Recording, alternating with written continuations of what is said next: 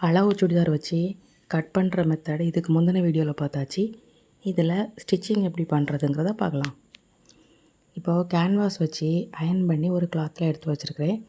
அதுக்கு சைடை நம்ம இதே போல் ஓரமாக அடித்து வச்சுக்கலாம். இப்படி அடித்து வச்சதுக்கப்புறமா நம்ம நெக்கோட சென்டர் போர்ஷனில் வச்சு ஃபிக்ஸ் பண்ணணும். இது பேக் சைடுக்கு பயாஸ் தான் வைக்க போகிறேன். பயாஸ்னால் கிராஸ் பீஸ். நம்ம ப்ளவுஸ்லலாம் கிராஸ் பீஸ் வச்சு ஹெம்மிங் பண்ணுவோம்ல, அந்த மாதிரி தான் பேக் சைடு வச்சுருக்கிறேன். ஏன்னா பேக் சைடில் எந்த மாடலும் இல்லை, ப்ளைனாக யூனக் தான். அதனால் இதுவே போதும். ஆனால் ஃப்ரண்ட்டில் ஸ்வீட் ஆர்ட் நெக் மாதிரி வச்சுருக்கிறதுனால அதுக்கு மட்டும் கேன்வாஸ் வச்சுருக்கிறேன். கேன்வாஸும் பேப்பர் கேன்வாஸ் தான். இதில் நிறைய பேர் கேன்வாஸ் எங்கே கிடைக்கும்னு கேட்டிருக்கீங்க. இது நார்மலாக நம்ம ஸ்டிச்சிங் மெட்டீரியல் வாங்குகிற அந்த கடையிலேயே கேன்வாஸில் 2-3 திக்னஸில் வரும். அதில் உங்களுக்கு எது பெஸ்ட்டோ அதை வாங்கி வச்சு தைச்சிக்கலாம். ஸோ கேன்வாஸை நம்ம மெயின் பீஸில் வைக்கும்போது கேன்வாஸுக்கு பின்பக்கம் உள்ள நல்ல பக்கமும் அந்த மெயின் துடியில் உள்ள நல்ல பக்கமும் சேர்ந்தாப்பில் இருக்கிற மாதிரி வச்சு பின் பண்ணி வச்சுக்கணும். இப்படி பின் பண்ணி வைக்கலைன்னா அதோட பொசிஷன் கொஞ்சம் சேஞ்ச் ஆகிறதுக்கு வாய்ப்பு இருக்குது. ஸோ ஒரு சேஃப்டிக்காக அதை பின் பண்ணி வச்சு அந்த கார்னர்லாம் வரும்போது கரெக்டாக அந்த ஊசியை ஸ்டாப் பண்ணி அதுக்கப்புறமா திருப்பணும். அப்போ தான் அதோட ஷார்ப் எட்ஜஸ்லாம் கிளியராக ஃபினிஷிங்காக நீட்டாக வரும். தைக்கிறது எல்லாரும் தைக்கலாம். ஸோ அவங்களுக்குன்னு ஒரு யூனிக் ஸ்டைல் இருக்குல்ல, ஃபினிஷிங், அதுதான் முக்கியம். இப்போது ஜுவல்லரி ஷாப்பில் நிறைய ஜுவல்லரி இருக்கும். ஆனால் சில ஜுவல்லரிக்கு மட்டும் செய்கூலி சேதாரம்லாம் எக்ஸ்ட்ரா. ஏன்னு கேட்டிங்கன்னா அதோட ஃபினிஷிங் வித்தியாசமாக இருக்கும். எந்த பக்கத்துலேயும் ஷார்ப்பான எட்ஜஸே வராது. அது ஃபினிஷிங்கே நீட்டாக இருக்கும் பார்க்குறதுக்கு.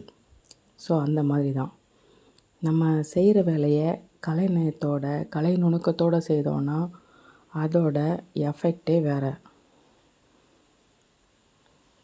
ஸோ இப்போது உள்பக்கமாக நாச்சஸ்லாம் கட் பண்ணி எடுத்தாச்சு. இதுக்கப்புறம் அந்த கேன்வாஸோட நம்ம சின்ன சின்ன பீசஸ் இருக்குல்ல, அதெல்லாம் சேர்த்து வச்சு ஒரு பதிவடி அடிச்சுக்கலாம். இது பண்ணாமலும் திருப்பி வைக்கலாம்.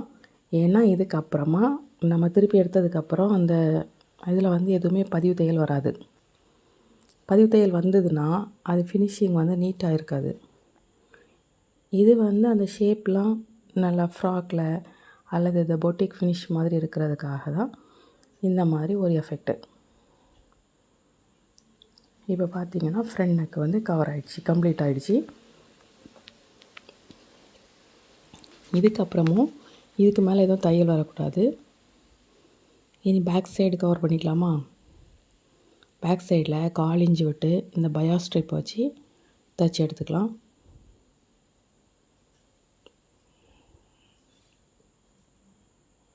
வளைவான பக்கம் வரும்போதும் நம்ம மேலே இருக்கிற கிராஸ் பீஸை துணியை இழுக்காமல் நேரே வைக்கணும். ஆனால் கீழ் பீஸை நம்ம மிஷினுக்கு ஏற்ற மாதிரி திருப்பி வளைச்சி வச்சுக்கலாம். கிராஸ் பீஸ் அதுக்கு ஏற்ற மாதிரி வளைஞ்சி கொடுக்கும்.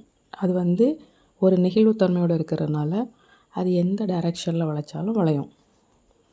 அதோட பெனிஃபிட்டே அதுதான். எந்த டைரெக்ஷனில் எப்படி வளைச்சாலும் வளையிறதுக்காக தான் கிராஸ் பீஸ். ஸோ இப்போ அதையும் உள்ளே இருக்கிற பிசுரெல்லாம் உள்ளே விட்டு இந்த மேலே இருக்கிற துணியை வச்சு கவர் பண்ணி தைக்கணும். ப்ளவுஸ் தைக்கிற அதே மெத்தடு தான். சப்போஸ் புதுசாக தைக்கிறவங்களுக்கு தெரியாதுங்கிறதுனால அதை கொஞ்சம் விளக்கமாக சொல்கிறேன், அவ்வளோதான்.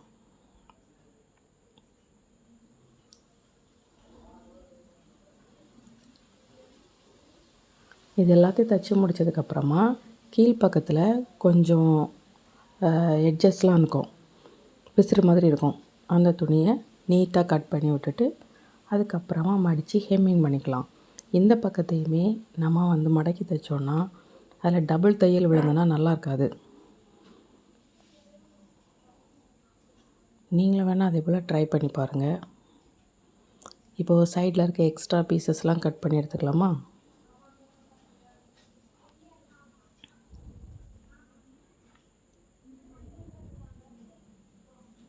இந்த பீஸும் வளைவுத்தன்மை இருக்கிறனால அப்படியே வச்சு மடக்கி தைக்கலாம்.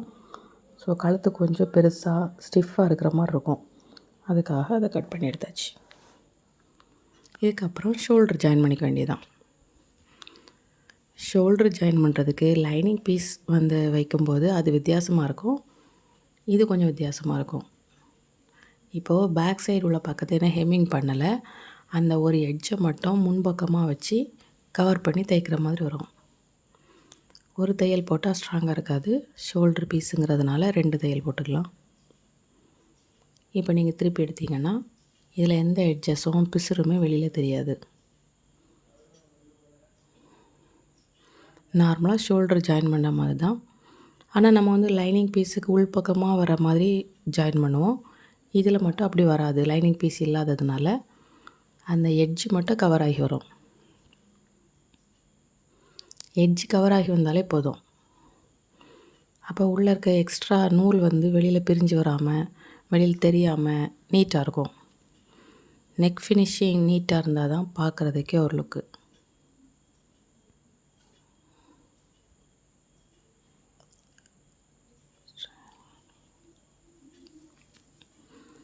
இப்போ நம்ம எல்லாத்தையுமே ஷோல்டர் ஜாயின் பண்ணியாச்சு. இதுக்கப்புறம் ஸ்லீவ் அட்டாச் பண்ணோம். ஸ்லீவ் தைக்கும்போது நம்ம ஃப்ரண்ட் பக்கத்தில் எக்ஸ்ட்ரா பீஸ் கட் பண்ணி எடுத்தோம்ல, அதே போல் இது முன் பக்கமாக பின் பக்கமாக அப்படின்னு சொல்லிட்டு கரெக்டாக செக் பண்ணி பார்த்துட்டு அந்த ஷோல்டர் கூடால ஜாயின் பண்ணிக்கலாம். இதுலேயுமே அந்த கை துணியை இழுக்கக்கூடாது, உடம்பு துணியை திரும்ப நேரே வச்சு இந்த கை பீஸை இழுக்காமல் அதுக்கு மேலே வச்சு தைக்கணும். ஏன்னா கை பீஸ் நம்ம ரவுண்டாக எடுத்துருக்கிறதுனால அதை நம்ம இழுத்து தைச்சோன்னா இழுக்க வரும். ஆனால் நம்ம போடும்போது அது சின்ன சின்ன நூலுக்கு இடையாக சுருக்கு சுருக்காக தெரியும்.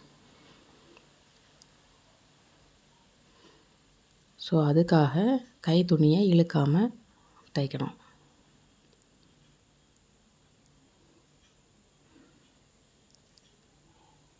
இப்போ ஃபுல்லாக முடிச்சாச்சு. ஒரு பக்க கை வந்து அட்டாச் பண்ணியாச்சு. இனி அடுத்த பக்க கையும் அட்டாச் பண்ணிக்கலாம்.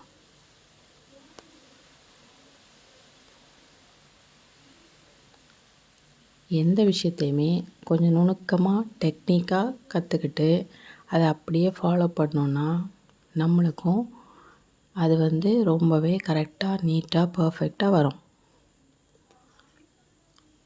நீங்கள் எத்தனையோ வீடியோஸ் பார்த்தாலும் ஒவ்வொரு வீடியோஸ்லேயும் ஏதோ ஒரு அனுபவம் உங்களுக்கு கண்டிப்பாக கிடைக்கும். அதை வச்சு நீங்கள் உங்கள் லைஃப்பில் உங்கள் கெரியரை, உங்கள் ஸ்கில்ஸை, உங்களோட திறமையை இம்ப்ரூவ் பண்ணிக்கோங்க. இப்போது கை பக்கத்தை மடக்கி தைக்கலாம். ஒரு தடவை மட்டும் மடக்குனா அதில் சுருக்கு வரும். அதுக்காக 2 தடவை மடக்கிக்கிறேன். 2 தடவை மடக்கிறதுக்கு பதிலாக ஒரு 1 இன்ச், அரை இன்ச் மடக்கிட்டு அந்த அரை இன்ச்சை 1/4 இன்ச்சுக்கு மடக்கியிருக்கேன். நான் எப்போவுமே அந்த எட்ஜெல்லாம் ஃபினிஷ் பண்ணுறதுக்கு இந்த மெத்தட் தான் ஃபாலோ பண்ணுறேன். இப்போ இந்த கையில் நான் எப்படி மடக்கிறேன்னு பார்த்துக்கோங்க. பாதியாக மடக்கியாச்சு. அதை இன்னொரு பாதியாக மடக்கும்போது இதே எட்ஜஸில் தான் வரும்.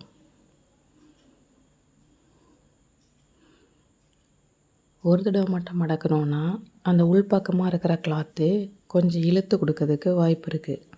அதனால் அது கொஞ்சம் இழுந்து போகிற மாதிரி வரும். அது வந்து ஃபினிஷிங் நீட்டாக இருக்காது. நம்ம இப்போ ட்ரெஸ்ஸு வியர் பண்ணும்போது அந்த உள்பக்க தையல் வந்து வெளிப்பக்கம் தெரிகிற மாதிரி இந்த கிளாத் வந்து சுருண்டு வந்துடும். அப்படி வராமல் இருக்கிறதுக்காக தான் அது 2 வாட்டி மடக்கி தைக்கணும். இதுக்கப்புறம் சைடு ஜாயின் பண்ணுறதுக்கு நீங்கள் ஆல்ரெடி மார்க் பண்ணி வச்சுருந்ததை அது மேலேயே தைச்சி எடுத்துக்கலாம். ஒரு தையலுக்கு பதில் 2 தையல் போட்டு எடுத்துக்கோங்க. எதில் ஓப்பன் வரணுமோ அது வரைக்கும் தைச்சி முடிச்சு எடுத்துடணும்.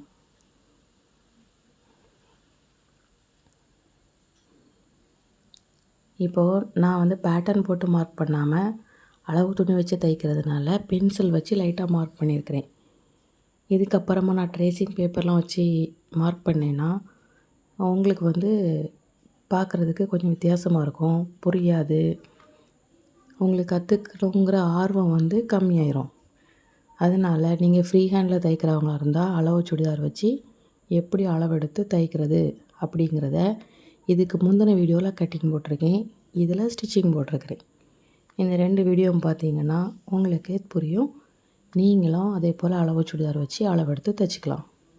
இப்போ சைடு ஓப்பன் வந்து ஜாயின் பண்ணணும். சைடு ஓப்பன் மடக்கி தைச்சிக்கலாம். இது ஹெம் லைன். சைடு ஓப்பன் வந்து சில பேருக்கு சுருண்டு சுருண்டு போகும். அப்படி போகாமல் இருக்கிறதுக்கு நான் வந்து 2 தடவை மடக்கிப்பேன். இந்த மெத்தடை நீங்களும் ஃபாலோ பண்ணி பாருங்கள். அப்புறம் பாருங்கள், நீங்களும் திரும்ப திரும்ப இதே மெத்தட் தான் ஃபாலோ பண்ணுவீங்க. ஒரு விஷயம் தப்பாக வருதுங்கும்போது அதை திரும்ப திரும்ப செய்து திரும்ப திரும்ப அதுவே தப்பாகவே வர மாதிரி யாரும் நினைக்க மாட்டாங்க. அதை திரும்ப எப்படி கரெக்ட் பண்ணலாம் அப்படின்னு தான் பார்ப்பாங்க. ஸோ ஒரு வாட்டி கரெக்ட் பண்ணிட்டோன்னா அந்த விஷயத்த திரும்ப திரும்ப அதே போல் கரெக்டாகவே செய்யலாம். யாராவது கேட்குறவங்களுக்கும் அந்த கரெக்ட் மெத்தடு, அந்த நேரான வழி, கரெக்டான வழியை சொல்லிக் கொடுக்கலாம்.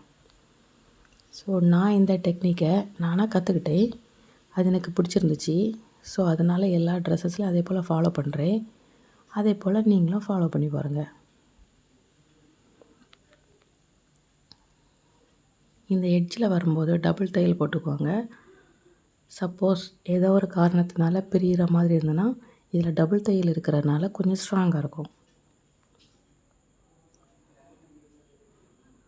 இப்போ நான் வந்து சைடு ஓரம் எல்லாமே மடக்கி தைக்கிற இடத்துல 2 தடவை மடக்கியிருப்பேன். ஸோ அதுதான் என்னோடய ஃபினிஷிங் ஸ்டைல். உங்களுக்கும் பிடிச்சிருந்தா நீங்களே இதே ஃபாலோ பண்ணிக்கலாம்.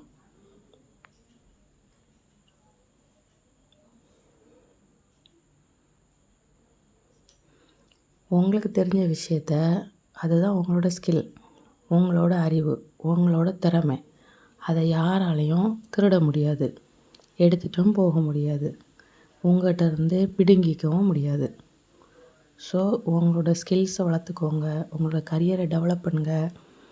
இதே போல் கற்றுக்கிட்ட விஷயங்களை நீங்களும் உங்கள் லைஃப்பில் இம்ப்ளிமெண்ட் பண்ணுங்கள். அதுக்கப்புறமா உங்களுக்கு வரக்கூடிய ஆர்டர்ஸு, கஸ்டமர்ஸ் எல்லாம் சாட்டிஸ்ஃபை பண்ணுற மாதிரி நீட்டாக ஃபினிஷிங்காக தைங்க. இப்போது தைக்கிறதுக்கு அவங்க காசு கரெக்டாக தர மாட்டாங்க, அல்லது வேறு ஏதாவது காரணம் இருந்தனாலும் அதை வந்து உங்களோட வேலையில் காட்டாதீங்க. உங்களோட வேலை வேறு, உங்களோட பர்சனல் விஷயம் வேறு. அதனால் வேலையில் வந்து எப்போவுமே நம்ம ஒரு கான்ஃபிடென்ட்டு அல்லது ஒரு யூனிக் ஸ்டைல் நம்ம மெயின்டைன் பண்ணணுன்னா கண்டிப்பாக கஸ்டமர் வந்து நம்மளை விட்டு போக மாட்டாங்க. ஏன்னா அவங்களுக்கு அது கண்டிப்பாக பிடிக்கும். பிடிச்சிருந்ததுனால தான் அவங்க மறுபடியும் வருவாங்க. அப்படின்னா தான் உங்களோட பிராண்ட் வந்து வளரும்.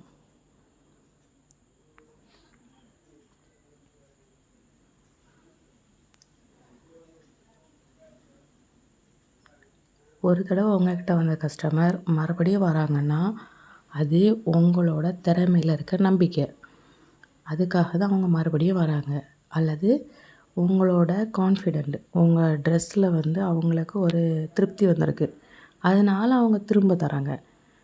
அதே கஸ்டமர் மறுபடியும் வராங்கன்னா அவங்களுக்கு அந்த உங்களோட பிராண்ட் வந்து பிடிச்சிருக்குது. அதே கஸ்டமர் இன்னும் 4 பேர்த்துக்கிட்ட அதை சொன்னாங்கன்னா அது உங்களோட பிராண்டை வந்து வேறு லெவலுக்கு கொண்டு போகும். ஸோ நான் என் லைஃப்பில் இதை தான் ஃபீல் பண்ணுறேன். அதை தான் நான் உங்களுக்கும் கற்றுக் கொடுத்துருக்கேன். இதே போல் ஒவ்வொரு வீடியோஸ்லேயும் வரக்கூடிய டெக்னிக்ஸ்லாம் நீங்களும் படித்து நீங்களும் கற்றுக்கோங்க. வெளியில் உங்களுக்கு வேலை செய்ய முடியலையா, வீட்டிலே இருந்து இதே போல் ஸ்டிச் பண்ணி கொடுங்க. அதனால் உங்கள் லைஃப்பை நீங்களே பில்ட் பண்ணுங்கள், நீங்களே சம்பாதிங்க, உங்கள் சொந்த காலில் நில்லுங்க. அதுதான் உங்களுக்கு ஒரு தைரியத்தையும் கொடுக்கும், வாழ்க்கையில் ஒரு துணிவையும் கொடுக்கும். நம்மளாலையும் சாதிக்க முடியும் அப்படிங்கிற ஒரு உந்துதலையும் கொடுக்கும்.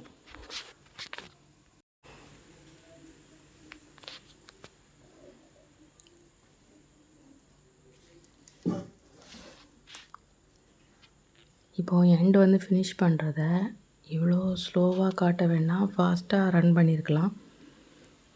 சரி, ஆனாலும் பிகினஸாக இருக்கிறவங்க சரி இவங்களும் ஏதோ மறைக்கிறாங்க, நம்மளுக்கு சொல்லித்தரக்கூடிய டெக்னிக்ஸ் எல்லாம் விட்டுறாங்க, ஏதோ ஒரு ஸ்ட்ராட்டஜி யூஸ் பண்ணுறாங்க அப்படின்னு நினைக்கக்கூடாதுங்கிறதுக்காக தான் இதில் ஃபுல் வீடியோ. எனக்கு பேசுகிறதுக்கு வேறு கண்டென்ட்டு இல்லாட்டியும் இந்த வீடியோ ஃபுல்லாக சைலண்டாக அமைதியாக போய்கிட்டே இருக்கும்.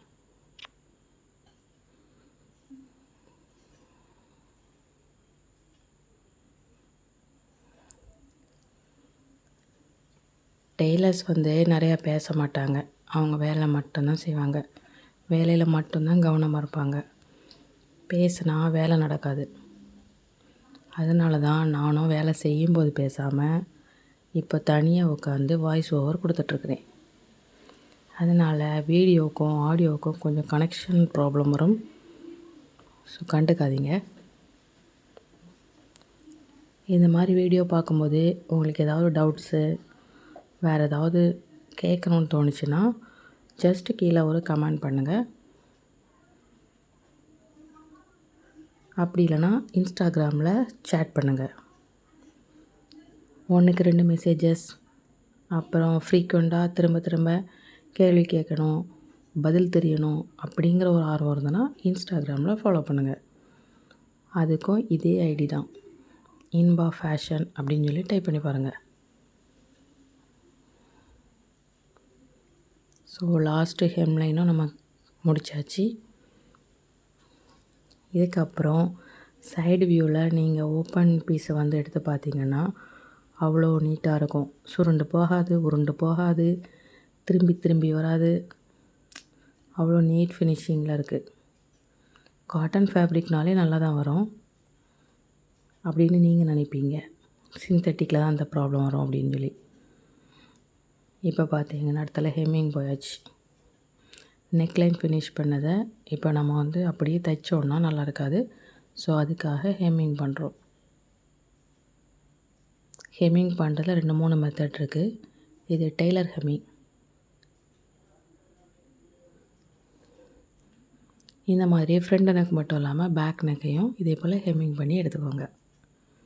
அப்படி எடுத்துட்டிங்கன்னா சுடிதார் வந்து ஃபினிஷ் ஆயிரும்.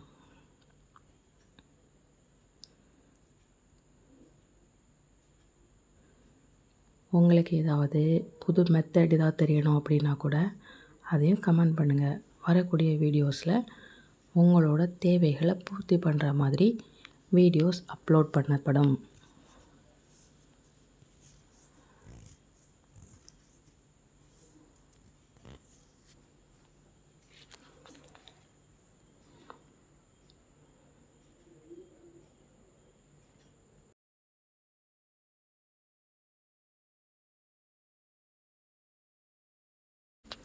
ஹெம்மிங் பண்ணி முடித்தாச்சு. இப்போ நெக் லைன் எவ்வளோ ஃபினிஷிங் நீட்டாக வந்திருக்குன்னு நீங்களே பாருங்கள்.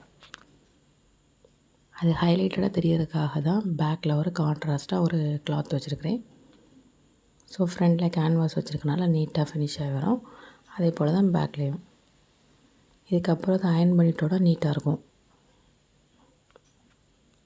ஸோ சைடு ஓப்பனையும் பார்த்திங்கன்னா உங்களுக்கே புரியும். எந்த சுருக்கமும் இல்லை, எந்த நெளிவு சுழிவும் இல்லை. இதே போல் நீங்களும் நீட் ஃபினிஷிங்கில் கண்டிப்பாக சுடிதார் தைக்க முடியும்.